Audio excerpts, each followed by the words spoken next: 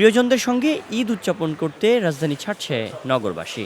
শিক্ষা প্রতিষ্ঠান বন্ধ থাকায় অনেক অভিভাবক ছেলে মেয়েদের নিয়ে আগেভাগে বাড়ি ফিরছেন, যে কারণে রোববার সকাল থেকেই কমলাপুর রেলওয়ে স্টেশনে যাত্রীদের চাপ দেখা গেছে। যাত্রী চাপ থাকলেও কোনো শিডিউল বিপর্যয়ের ঘটনা ঘটেনি। সবগুলো ট্রেনই ছেড়ে গেছে যথাসময়ে। তবে অনলাইনে সার্ভার ডাউন থাকায় ট্রেনের টিকিট কাটতে না পেরে ও টিকিট কালোবাজারির জন্য ভোগান্তি পোহাতে হচ্ছে যাত্রীদের।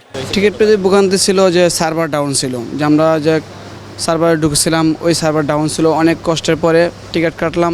সবচেয়ে বড় বিষয় হচ্ছে কালোবাজারির কাছে টিকিটগুলো চলে যায়, এটা হচ্ছে সবচেয়ে বড় সমস্যা। এটা আমাদেরকে এই ভোগান্তিতে পড়তে হচ্ছে, এটা একটা ব্যবস্থা অবশ্যই নেওয়া উচিত।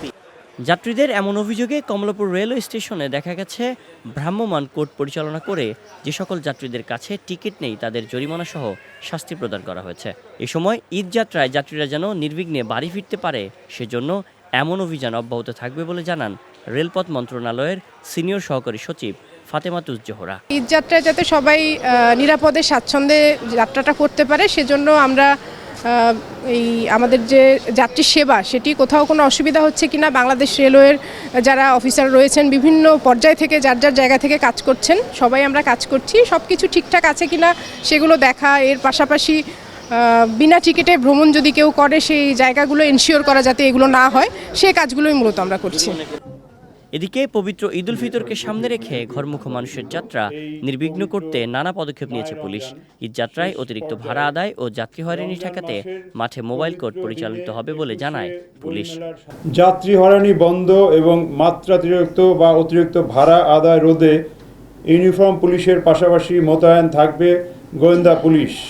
এসব টার্মিনালে পুলিশের কন্ট্রোল রুম এবং ওয়াচ টাওয়ার স্থাপন করা হবে।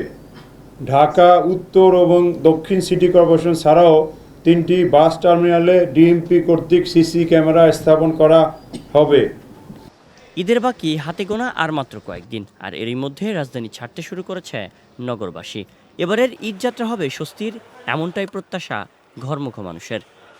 নারীর টানে বাড়ি ফিরছেন ঘরমুখো মানুষ। শুধুমাত্র সড়ক পথে নয়, রেলপথেও বাড়ি ফিরছেন তারা। তবে বরাবরই তাদের যে অভিযোগ সেটি টিকিট কালোবাজারি, সেটির কারণে তাদের ভোগান্তির কারণ হয়ে দাঁড়ালেও এবারের ঈদযাত্রা হবে স্বস্তি, এমনটাই বলছেন রেলওয়ে কর্তৃপক্ষ।